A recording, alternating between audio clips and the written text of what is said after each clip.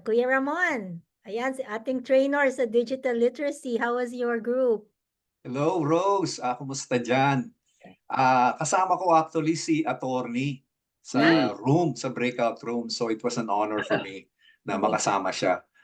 Anyway, dun sa grupo namin, karamihan galing sila sa Tacloban. At gaya ng nasabi nyo, mga nanay na sila. Yung si Baby Lynn, saka si Maria, I think 36 na sila o 40 plus na si Maria. Anyway, ang sinabi ko, dahil may mga anak na sila, ang sinabi ko sa kanila, hindi nila nakikita ngayon, pero ang ang pagpupush nila, ang pagtsatsaga nila para matapos sila sa pag-aaral ay actually nagiging halimbawa sila sa mga anak nila. Hindi lang nila nakikita yan. Nakita ko yon dahil kasi matanda na ako, malalaki na yung mga anak ko. So yung paghihirap nyo, akala nyo, ang mga anak nyo, inoobserbahan kayo.